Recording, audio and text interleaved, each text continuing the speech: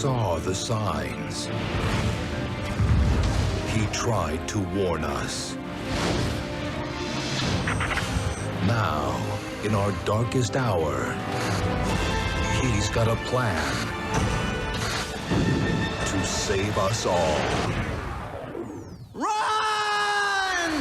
Premiering on November 4th, 2005, Chicken Little was the 46th animated film produced by Walt Disney Feature Animation, soon to be renamed Walt Disney Animation Studios, and their first ever fully computer-generated one, following the company giving up on 2D animation entirely after several disastrous flops the previous year. It tells the story of the titular character attempting to rebuild his reputation after sending the town of Okeokes into a frenzy by warning them that the sky is falling, only for no one to believe him, least of all his own father. In search for redemption, he ends up joining the baseball team, where with a lot of determination and support from his friends who have also been rejected from society, he is able to score the winning home run and gain the admiration of the community. But when he discovers aliens have secretly landed with plans to seemingly destroy the Earth, he'll have to risk losing it all again as the fate of the entire planet rests on his tiny, tiny shoulders. Chicken Little is perhaps the most despised movie of the entire Disney canon. Despite doing okay financially, it was torn apart by critics and had a significant effect on the animation industry moving forward. It was one of the major contributing factors in the newly appointed Disney CEO Bob Iger depicting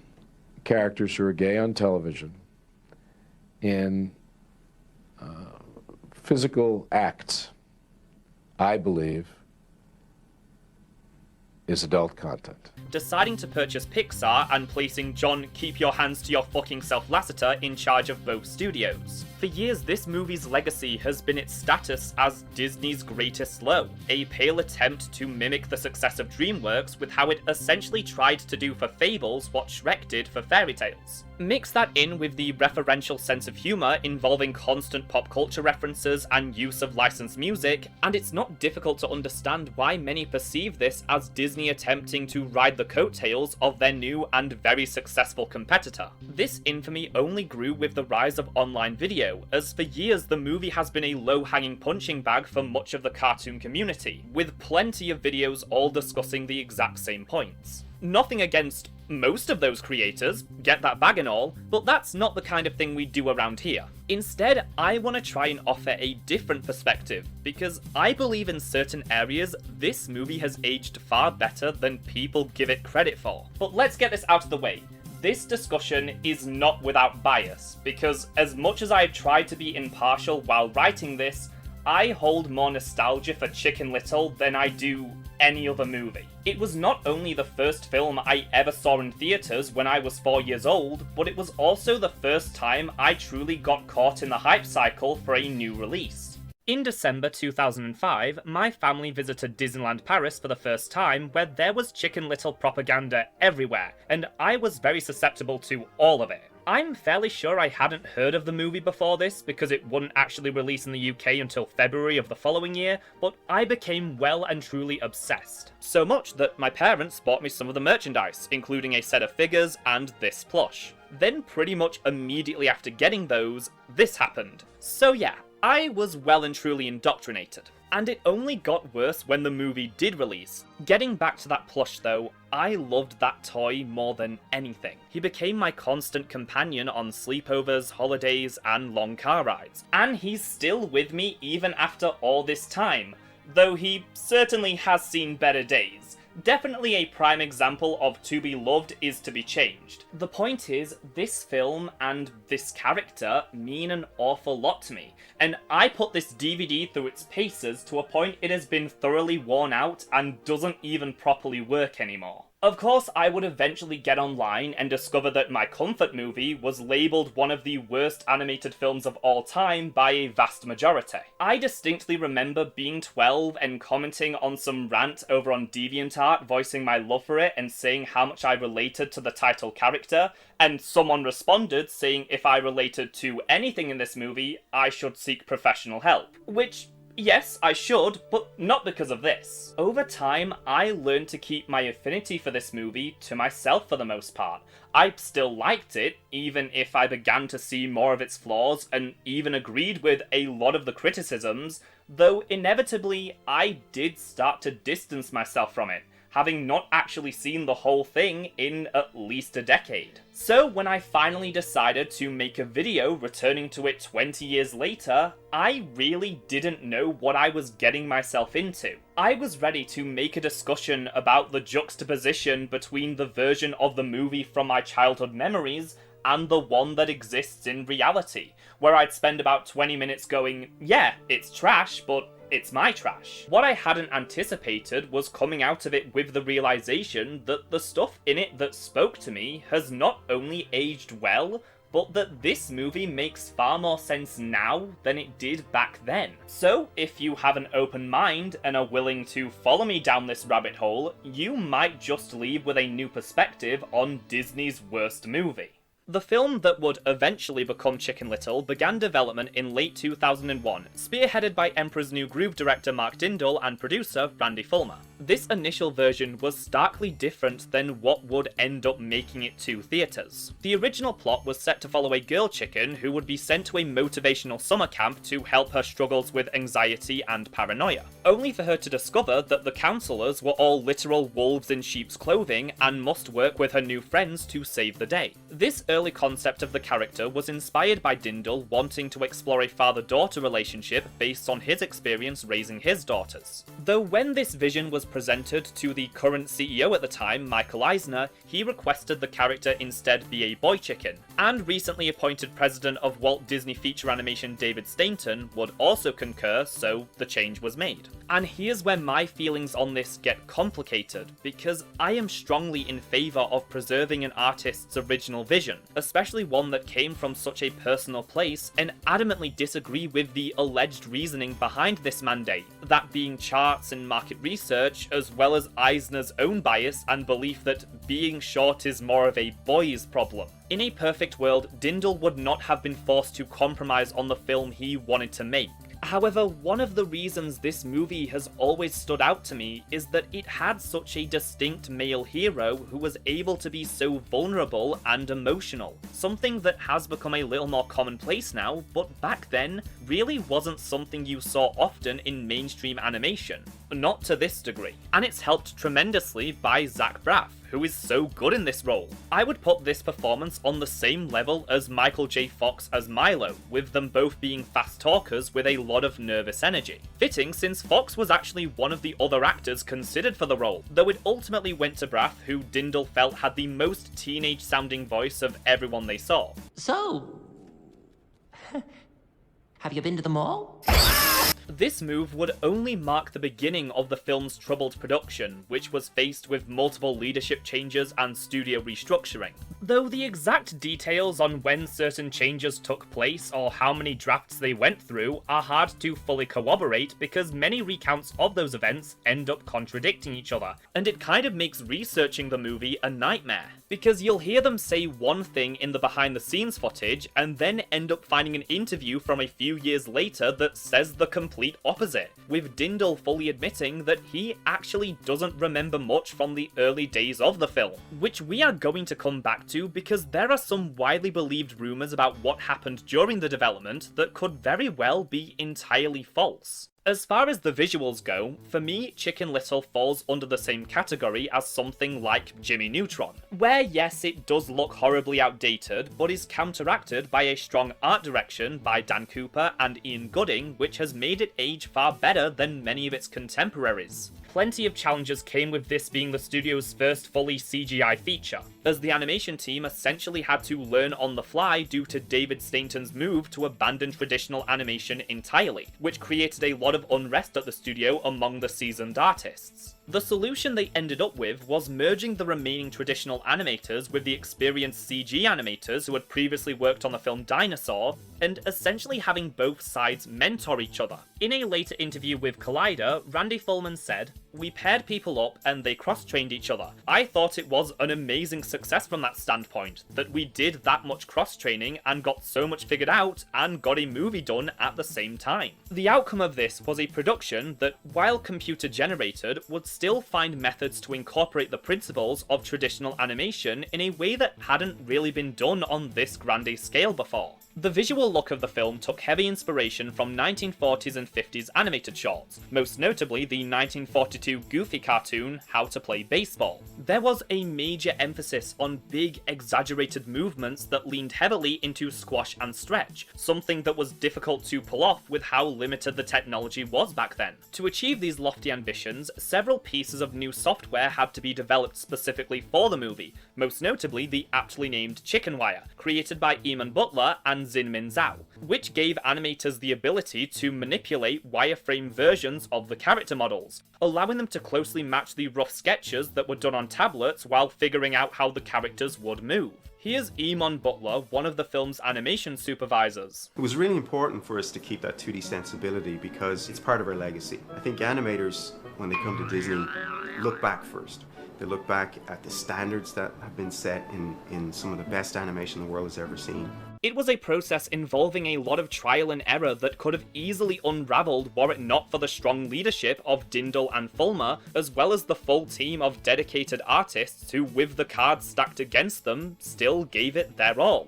And the end result is quite impressive, because when you look beyond the rough textures and the early 2000s-ness of it all, you'll see how every frame is brimming with such unmistakable personality, from just how far they were able to push a lot of the expressions and body language. Especially in the case of Chicken Little himself, whose design doesn't have pupils, so a lot has to be communicated through his movement. There's also the look of the environments, which, like all great art styles, was heavily influenced by the work of Mary Blair. The production designer was David Wormersley, who created an aesthetic with this, for lack of a better term, intentional wonkiness to it, where everything is on a slight angle, which adds so much character. I mean, the house is a chicken coop. How could you not find this even remotely charming? One of my favourite details is how all of the cars in this world have this incredibly distinct look, where they are all personalised for each of the characters, but also somewhat tie back into that 1940s inspiration, as the designs all have this very retro, futuristic vibe to them.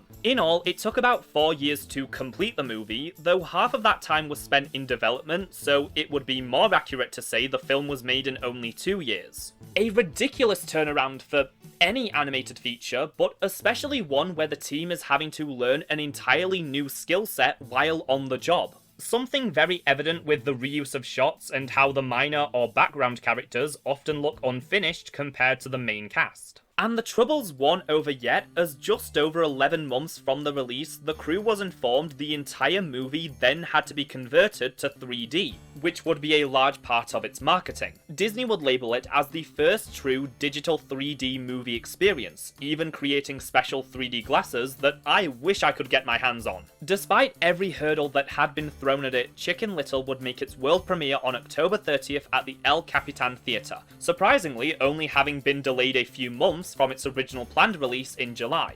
It would then be available to the general public a few days later on November 4th, 2005. And thanks to an honestly robust advertising campaign, it did alright, earning $40 million in its opening weekend and going on to gross a total of over $300 million worldwide. The film did have a reported budget of around $150 million, so in the end it was likely only able to break even. However, for the studio at that time, the fact it didn't end up losing money was cause enough for celebration. Though, as we're aware, the years that followed would not be so kind to it. I have seen too many videos on this film, so I feel fully equipped to tackle some of its big talking points and explain either why I concur or offer up a counter-argument, while also contributing my own ideas that, as far as I can tell, are mostly original.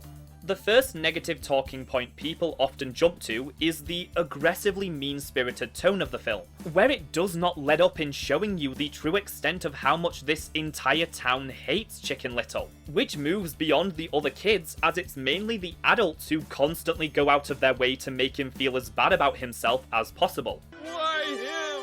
Why now?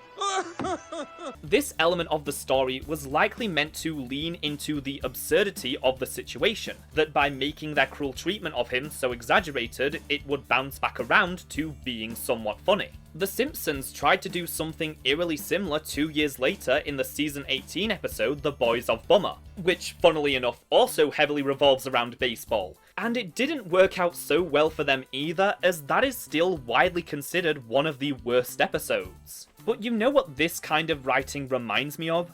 SpongeBob, which often portrays the people of Bikini Bottom in a similar vein of being incredibly rude and mean. The major difference is SpongeBob and similar shows are 11-minute comedies. They put effort into their stories and are capable of doing something meaningful, but so long as the jokes are solid, you don't have to take anything else seriously. So something like this, "Oh, brother, this guy stinks!" is very funny. But you can't exactly do that in a 20-minute cartoon, or especially a movie, because while the comedy is important, the primary goal is to tell a compelling story. So the film simultaneously wants you to find this funny while still taking it completely seriously. It's trying to have its cake and eat it too, leading to this massive tonal disconnect. While it is fascinating to see a Disney movie attempt this level of dark humour, it both goes too far and also not far enough, as the whole thing remains incredibly uncomfortable. But perhaps that's the point. Because when watching this movie again all these years later, I saw something completely different. What if there was more to the town's treatment of Chicken Little than bullying? What if it was also bigotry? The reason I wanted to revisit this movie in the first place is because some time ago, a certain interpretation of it popped into my head that compelled me to go back to it. And when I did, the evidence for this reading just kept building. Y'all, I think Chicken Little might be a trans story. As previously mentioned, the initial pitch for the movie was very different, with one of the more striking elements being that Chicken Little was originally designed as a girl character, and this stuck a decent way through pre-production down to having several scenes already partly animated. Now, let me preface this all by saying I don't believe any of what I'm about to talk about was intentional on the part of the filmmakers. This isn't The Matrix. They didn't get the order from above to change the character to a boy and then decide to rewrite the entire story as a deep trans allegory in retaliation, however funny that would be. So certain things do exist in opposition to this idea or are gonna seem like a stretch. But reading this movie through that lens, especially as an exploration of what it's like to exist as a trans child growing up in a conservative neighborhood, adds this whole new dimension that completely transforms it. How does the film open? Well, Chicken Little is making an announcement that the sky is falling. He has a truth based on his own experience that he is trying to communicate. However, this sends the townsfolk into a panicked frenzy. The sky is falling is an alternate way to say it's the end of the world, which is how bigots view the idea of a trans person simply existing in front of them. Their reaction is what actually causes the problems and the mass amount of property damage, yet they blame it all on Chicken Little because he's the problem, not them. Once they finally calmed down, the townsfolk not only refuse to believe him, but also label him as crazy and attempt to gaslight him, telling him the sky isn't falling, he simply got hit by an acorn. The same way a trans person is labelled as delusional or making it up for attention. But just like Chicken Little is right about the sky falling, they are valid in their identity, because no one can tell you who you are better than you can, despite how many people still try through knowingly spreading misinformation or passing oppressive laws written to stop others from existing as their authentic selves. When they demand Chicken Little explain himself, only for him to stumble over his words because he's being put on the spot and interrogated, they discredit him entirely. The same way trans and queer people in general are often forced to argue why we should be allowed to exist, and if we struggle even the tiniest bit to be fully articulate in that moment, we're written off and silenced by their chosen narrative. Ladies and gentlemen, it's just gibberish. Gibberish of an insane person. The film jumps ahead to a year later, where we see that Chicken Little has fully internalized their lies, accepting that it was an acorn, and now trying to move on, which could be read as someone being forced back into the closet. This event, in which he was put on blast and gaslit for speaking the truth, has since been used to turn him into a social pariah, where he is either outright avoided, as though this child poses a threat to anyone, or is actively tormented. All he wants is to live his life in peace, but the people of Okie Oaks refuse to leave him alone, constantly waiting for him to mess up so they can punish him despite none of it ever being his fault. Not showing up for class, inappropriate school attire, picking fights in gym class, and the fire alarm. Ever since that sky falling incident, he's been nothing but trouble. And then there's how the media reacts, who are the ones constructing the narrative by looking at anything they can use against Chicken Little, hence them milking this for all it's worth by taking his moment of public humiliation and adapting it into a movie. First it was all over the papers, then they wrote a book about it, then the book on tape, and the board game with little spoons with your face on it. It seems relevant to mention that the very first teaser for the movie focuses on Chicken Little being mercilessly hounded by the press, who have been camping outside his house so they can harass him the moment he gets home from school, as he tries everything he can to escape. Your action caused widespread panic, and subsequently you were blamed and humiliated in front of your town, your father, and everyone you know and love. Was there a question in there? No. I just wanted to point that out. Chicken Little is not a musical, because for most of the 2000s, Disney was avoiding those like the plague. Yet it does have something of an I Want song in the form of One Little Slip by the band Bare Naked Ladies. And yes, they did print that on the DVD cover. The song is an internal monologue of Chicken Little reflecting on that fateful day, where he deviated from the path that was expected of him, didn't foresee that this is how everyone would react, and now has to deal with the fact his misery is the town's status quo. That getting to treat him this way is their happily ever after, and he just wants to find some way to make them all move on and leave him alone.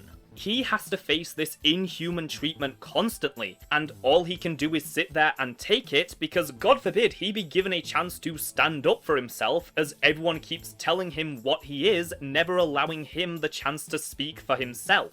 Even his own father refuses to stand up for or support him because he lacks a spine and cares more about how other people see him than the mental health and well-being of his child. Chicken Little's driving motivation for this entire movie is for the world to see him for who he truly is, and in the process win the parental love he craves. And over the course of Act 1, he comes to realise his only chance at either of those is to join the school's baseball team, just like his father did at his age, despite nothing indicating that he had any prior interest in this. He is trying to win favour by throwing himself into a stereotypically masculine activity, even if the team itself is co-ed. But when he joins the team, he continues facing constant setbacks as everyone not only continues to underestimate him, but refuse to even give him a chance by letting him leave the bench.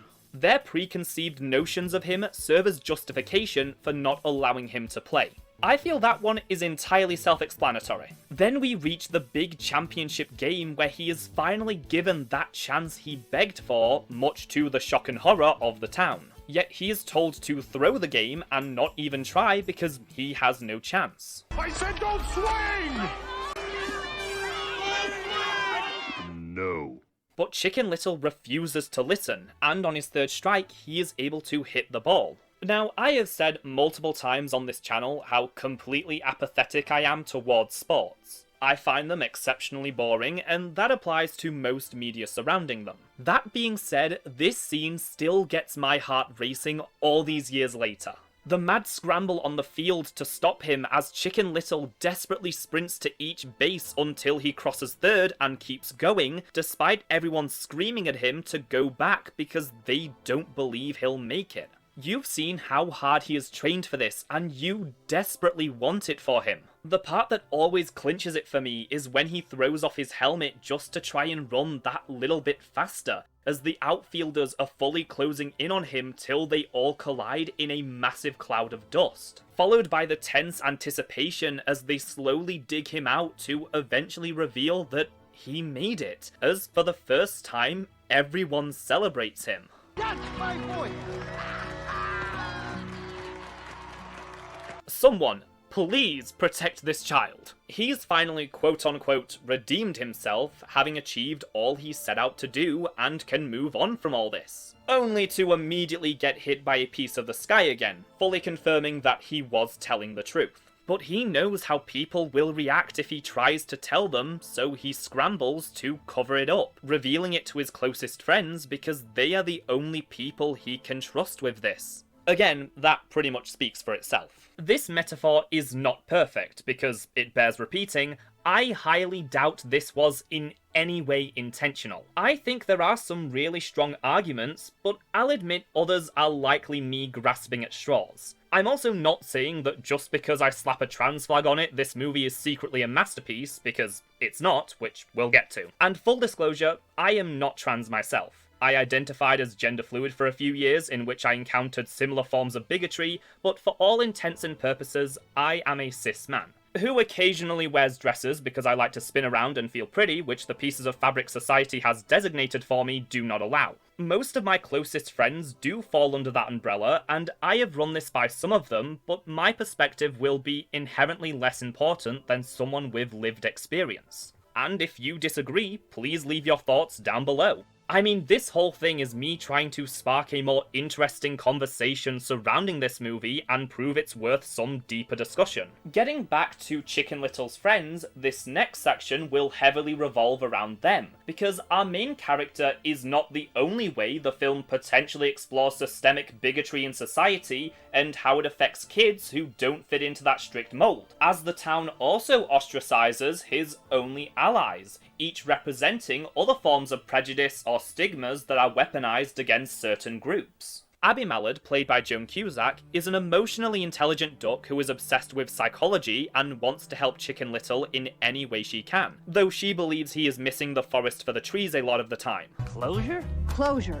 Talking about something until it's resolved. Abby is a child who does not fit the unrealistic beauty expectations society pushes on her, and is made a target because of it, often being called the ugly duckling, with even the adults commenting on her appearance. You mustn't sneak up on me, ugly, Abby.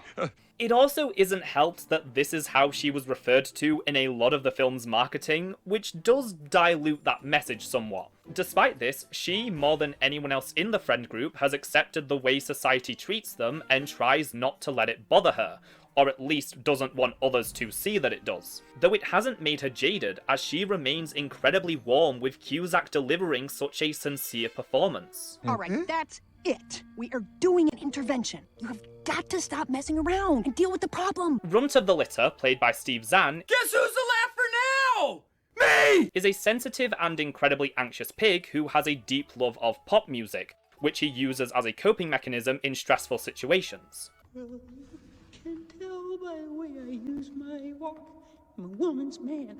No time to talk. In this context, Runt is used to represent fat phobia, though I have to stress once more, it probably wasn't intentional. This material is likely here because the writers thought this stuff was funny and not because they were trying to send a powerful message. Though compared to similar characters from around the same time, there really aren't that many jokes about his weight.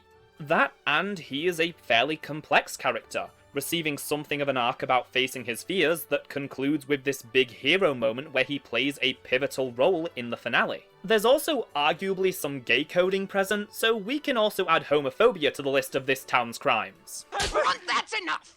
Don't make Mommy take away your Streisand collection! Mom, you leave Barbara out of this! Fish Out of Water, played by the film's sound designer Dan Molina, is an easily excitable and curious goldfish who acts as the film's primary comic relief, being one of the very few things in this movie you can point to as being lighthearted. To me, Fish obviously represents neurodivergence, with him often being easily distracted because, well, he has the attention span of a goldfish, and at several points he is clearly shown to be stimming, such as his very impressive origami skills or playing with a glow stick. All 4 of our core main characters are forced to live in a world that was not built with people like them in mind and actively mocks them for their mere existence. Hence the gym teacher splitting them up into teams by popular versus unpopular. Coach! Yeah, unpopular.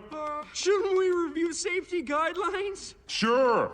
Hit the pig, kids. Growing up, I used to love the sequence of Chicken Little trying to make his way to school because it was a perfect example of his ingenuity and resourcefulness. The simple creativity of using a shaken up bottle of soda as a jetpack was so captivating to me. But as an adult, I find myself furious that he needs all these ridiculous workarounds just to get to school. However, while society wants these kids to feel ashamed of themselves, they refuse, instead finding solace and community with each other.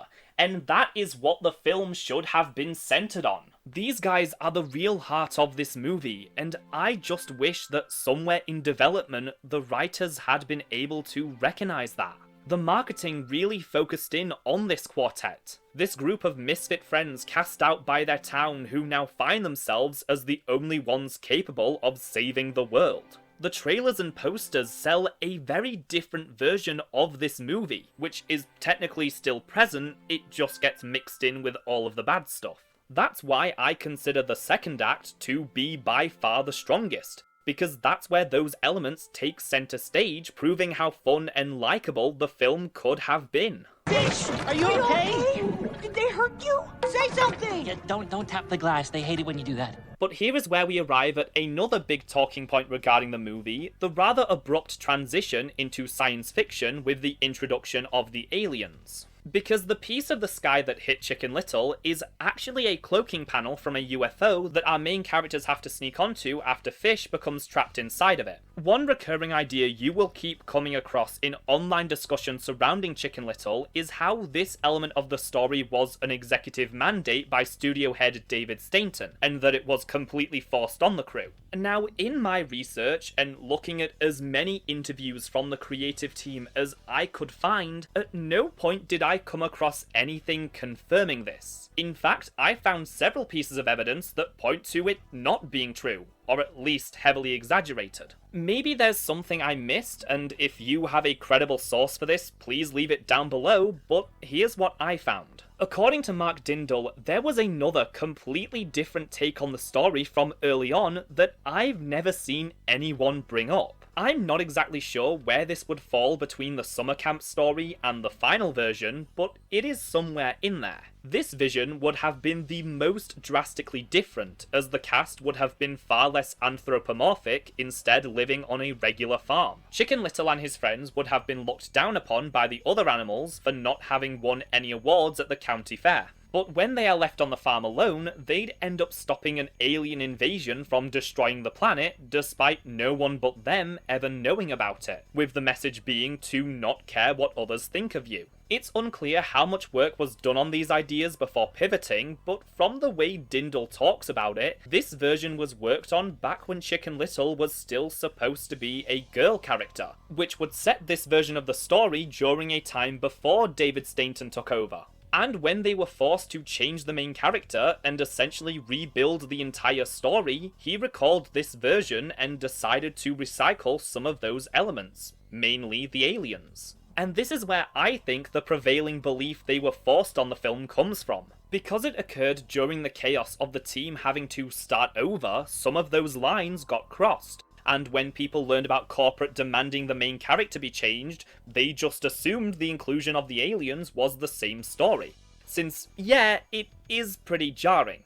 Or at least it would have been had the trailers not been entirely focused on that element. But if that recollection from the director, who, again, fully admits that a lot of the film's development has become a blur to him, isn't solid enough proof, how about one of the deleted scenes available on the DVD? This partly animated potential opening sequence, done before the gender swap, contains fairly heavy foreshadowing of aliens in the story, further confirming this was a direction they'd already been considering and was present in some of those early drafts done before the studio leadership was shaken up. The production of Chicken Little was a confusing mess which has led to this massive game of broken telephone, where people have been taking fragments of information and spinning entire narratives around them that I I couldn't find any substantial backing for. And it was fairly easy for me to come across sources that seemingly debunked a lot of this. The sad thing is, we'll likely never know the full story. This movie will never get a The Sweatbox level documentary about its development because people don't care enough to warrant it.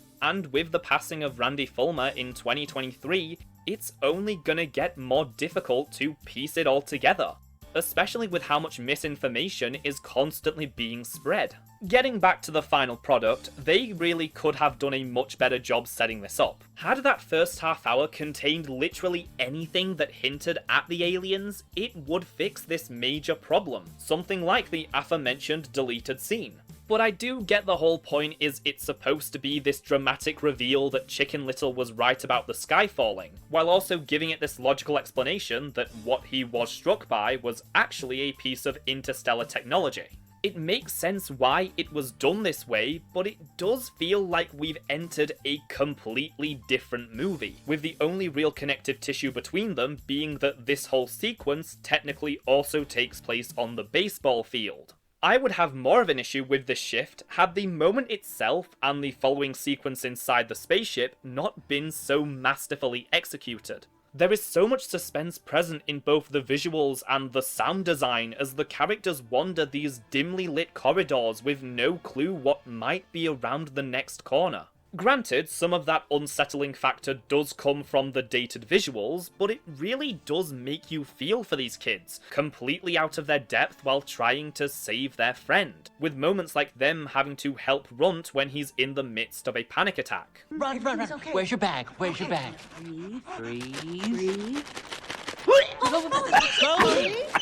Slowly. Okay. Now, just do the thing you do to relax. The brief moment of levity when they reunite with Fish is immediately undercut by the discovery that the aliens are targeting Earth for something unknown. We're next. Everything from them discovering the ship to being chased by the aliens through the cornfield while they're trying to find their way to the school is so damn good. The way the aliens move is incredibly unsettling, but they also use a lot of shaky cam to really capture how frantic the chase is, even if it was building to the worst scene in the movie. Despite his PTSD, Chicken Little does not hesitate to ring the bell when his friends are in danger, with the sound seemingly scaring off the aliens. The town gathers as the kids try and lead them all to the ship, however it leaves before anyone can see it. It should also be noted that the reason they were all too late is that they were being distracted by an incompetent politician. Oh, look! A penny! Guys! As much as I'm trying to convince people this movie is good, actually, there is no defending this scene. It is just truly awful and hard to watch. So I'm gonna make you watch it. I'm not making this up! You gotta believe me this time.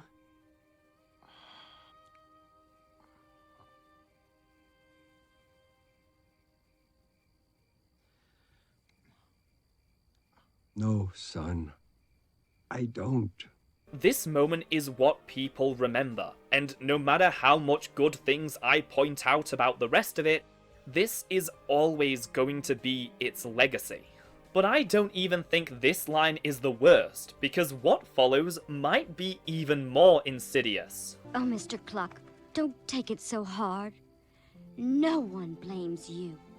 Till this point, Foxy Loxy has been a run-of-the-mill school bully who really does not have that much screen time compared to her prominence in the marketing.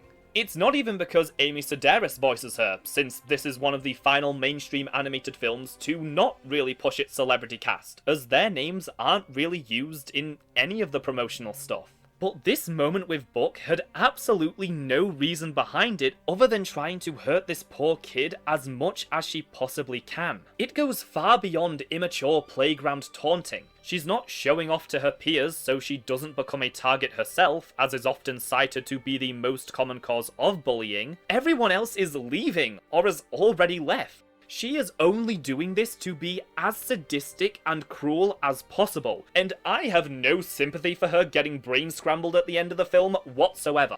Maybe there is some version of the story that made her more dimensional. She could have once been friends with everyone else before societal pressures tore them apart, leading to some kind of redemption. Maybe instead of simply antagonizing the aliens, she could have recognized that Chicken Little was the only one who could save them and end up sacrificing herself so they can make it to the town hall. But it doesn't really impact the overall movie too much. Unlike Buck. I wish I didn't have to talk about him, but it is the elephant in the room that holds the film back from true greatness. Even the most generous I can be to this guy isn't much.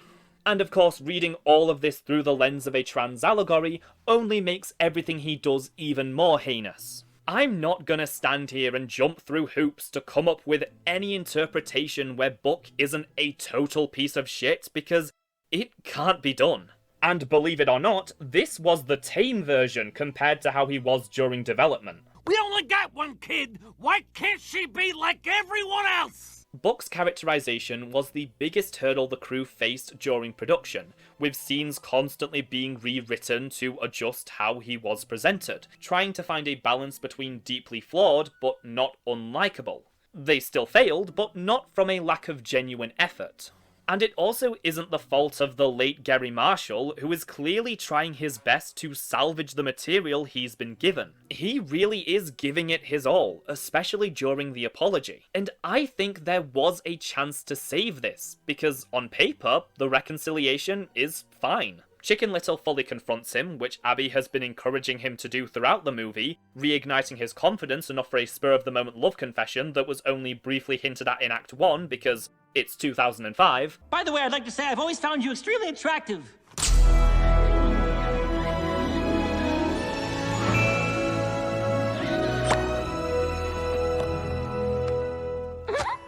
Now that's closure. But after everything else that's happened, it just rings hollow when there has been exactly one moment prior to this where the film tries to give him some emotional complexity, in the form of Dead Disney Mother number 174. But every single other frame where this man is on screen just makes him out to be completely detestable. Just do me one favor, son. Sure, Dad, anything. Just please try not to get your hopes too high. And you can't just have him punch a few aliens and then act like all is forgiven. The only remotely good thing the film does here is have him actually internalize this to a point where he outright says he's a bad parent. Just hold on there, buddy. My son did not take your kid. You were the one that left him behind. That's bad parenting. And I should know. Bit weird to say that so proudly, but at least he's fully owning up to the fact he's the problem. Here's the crazy thing, there was a nearly fully completed deleted scene that, while it doesn't absolve or completely redeem Buck's actions, would have improved this storyline dramatically. The sequence takes place sometime after the town misses the aliens and once again turns on Chicken Little, in which Mayor Turkey Lurkey tries to console Buck in the most backhanded way possible. You did everything you could do, right? Supported him unconditionally, as a father should. But look at how Buck reacts to this. It's a stunning piece of animation by Clay Catus and Nick Ranieri, who were the animator and supervising animator for Buck respectively, where without even saying a word, you see it fully dawn on him what an awful parent he is. But the writing of this exchange is also brilliant, with how it has the mayor rehash all the terrible things Buck has said to his son throughout the movie. I know you want him to fit in, but do yourself a favor. Don't get your hopes up too high, right? While I like Chicken Little calling him out, and that should be kept in, it would have been so much better had they also had this moment, showing him coming to this conclusion on his own, which is infinitely more compelling. It is baffling that they decided to leave this on the cutting room floor when it was practically done. Imagine if this scene got left in, and then it's immediately followed by the alien invasion, as Buck now has to survive the chaos while looking for Chicken Little until they reunite in the movie theatre. And suddenly, that reconciliation feels far more earned, and John Debney's beautiful composition talents aren't entirely wasted on this.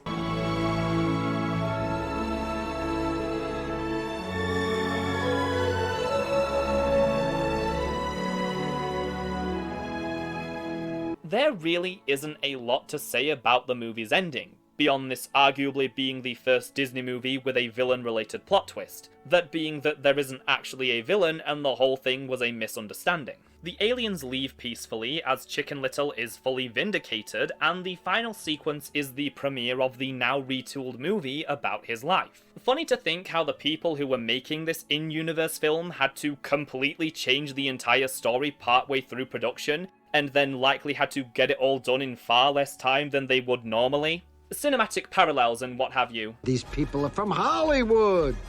The one thing they will never do is mess with a good story. In the year following Chicken Little's release, Disney would make several attempts at expanding the world into a full franchise, though most of these projects wouldn't make it very far before being shut down. Pretty much the only major piece of supplemental Chicken Little media to actually release was the 2006 video game Ace in Action, released on the PlayStation 2, Nintendo Wii, and the DS. This sort of sequel to the original film's tie-in is a run-and-gun action game similar to Ratchet & Clank that is mostly based on the in-universe movie we saw at the very end, though it still takes place in the world proper, as you're essentially playing as the characters who are playing the game. It's the prequel to the game, loosely based on the movie, which was even more loosely based on our lives. So the cutscenes often jump back to the friend group with all of the original actors reprising their roles, except for Runt, who is voiced by Roger Craig Smith here. Do you want to play the next level? No way! I'm too invested in the characters to have their lives depending on me. I mean, if they died and it was my fault, I couldn't live with myself. I'd get a total complex and get all bloaty and break out, and then no one would go to the prom with me! I couldn't handle rejection like that! I'm only a little pig! It does pretty much give me exactly what I wanted. More screen time of these characters just hanging out, and the writing is fairly on point. If we ignore the weird sexism. Girls don't like playing video games. Au contraire. Modern Mallard says that more and more girls are playing games every day because they're mentally challenging, teach pattern recognition, and make for an intense cognitive workout that develops not only wing-eye coordination but feather dexterity. Around this time, there was also a pilot developed for a potential spin-off television series that in recent years has seen the leaks of some animation tests and even the full script. And it's fairly solid. It's got some decent dialogue and even showcases a more paranoid side of Chicken Little that seems much closer to the original pitch. It does canonically take place after the movie, with it featuring Kirby and showing Chicken Little and Abby in a relationship, but it also has Foxy back to being a bully, though you could just argue that the effects of the alien technology have simply worn off by this point. It fully screams a show that would have released and then sat in obscurity for a decade until people randomly began posting out-of-context clips of it. It gives off major back-at-the-barnyard energy. However, the reason it wasn't picked up is because it was competing with another show that you might have heard of. Yeah, both these shows were in development at the exact same time, with only one of them able to receive a green light. So Disney screened both of them for test audiences, who obviously favoured the singing shape show, so that's the one that went ahead. A decision I wholeheartedly agree with. I may have a soft spot for this movie, but my life would be radically different without Phineas and Ferb. So good job, Disney executives, you made the right call for once. Though these all pale in comparison to the cancelled direct-to-DVD sequel, which was being worked on before the first movie even released because they just had that much confidence in it. Originally, it was going to be called Mission to Mars, which sounds like a very different story than what we almost got, as the film would later be redubbed to The Ugly Duckling Story. The film would mainly focus around Abby, likely going into much greater depth about her insecurities and the effects of beauty standards in society, with a large portion of the story following Abby getting a makeover from some supernatural cosmetic, which would have been part of a sinister plot by some wolves who have infiltrated the town disguised as sheep, resurrecting some elements from the cancelled version of the first movie. I think of all the follow-up Chicken Little projects, this likely had the most chance of being something good, and potentially improving on a lot of what people don't like about the movie. However, this project, and all other in-development direct-to-DVD sequels, would be cancelled not long after. Since then, we've had quite a few storyboards released thanks to the portfolio of one of the development artists, Todd Carter, but the big thing was in 2024, when a fully voiced animatic of a 5-minute sequence leaked, and it's really good. If this isn't Zach Braff and Joan Cusack, they are some damn good impressions. I liked the old you. I liked how you looked, and I loved the way you made me feel. This new you, I don't like it all. The crew members seemed to have been given a lot of freedom with this, and were really excited about what they were making, so it's a shame that it never saw the light of day. It has been confirmed that a completed animatic version of the film does exist, and I really do hope the whole thing gets leaked someday, like what happened with Genndy Tartakovsky's Popeye movie, because I would love to see this entire story play out in some form. But besides a few pieces of merchandise here and there and a random appearance as a summon in Kingdom Hearts 2, that's all there is to say about Chicken Little and everything surrounding it. It's an ambitious film with a lot of good individual pieces, but it doesn't quite come together as the sum of its parts, mostly due to executive interference, which led to a chaotic production. Much like its main character, the team behind the movie had to persevere and try making the best out of a bad situation. The end result is a project that got caught in the crossfire of a power struggle between executives and an animator rebellion protesting the abandonment of traditional methods, only to then become collateral in the explosive negotiations with Pixar, where its eventual success or lack thereof would turn into a bargaining chip for either side. Still, I think there are a lot of interesting ideas and innovations worthy of admiration. One thing I try and do on this channel is highlight the artists behind what I talk about who often remain thankless as a way to remind people of how animation is a complicated team effort. Behind every production are people who genuinely want to make good art and simply have to try their best with the cards they've been dealt. When you have hundreds of people working on this one thing that is also at the mercy of studio executives and investors, sometimes you get a near-perfect piece of work that is universally beloved, and sometimes you get a cup of good intentions and a tablespoon of one big mess. But that doesn't mean all that was in vain, or that there isn't anything commendable in that piece of art. I love this movie. It has some serious problems that can't be overlooked, but it also has a likeable group of main characters, some impressive and, for the time, cutting-edge animation, a powerful score by one of the most underrated composers in the industry, and certain story beats that I feel are far more relevant now than they were during its release. And if all that helped one bullied, closeted kid feel less alone, then there has to be some value in it. Or maybe I'm completely wrong and just wasted nearly an hour of your finite time on this earth. You decide. In case you feel so inclined, leave your own thoughts on Chicken Little down below. Have I at all convinced you it's worthy of a re-evaluation, or is your burning hatred for it stronger than ever? Maybe you have a similar complicated relationship with a piece of widely panned media you're dying to get off your chest. All of it helps my engagement, which means YouTube will show this video to more people. On the off chance you enjoyed this here presentation, I have a similar video on the channel looking at another 2005 animated movie with a modern lens, that being Robots. And if you've been taken at all by my charming personality and constant oversharing, be sure to subscribe so you can stay up to date with all my future projects. I also have a Patreon where I upload new videos early, as well as exclusive bonus videos such as me going through all my old Chicken Little activity books and opening a bunch of the McDonald's toys. Links will be down below. Until next time folks, I've been the Gladding Gladiator, and I'll see ya real soon.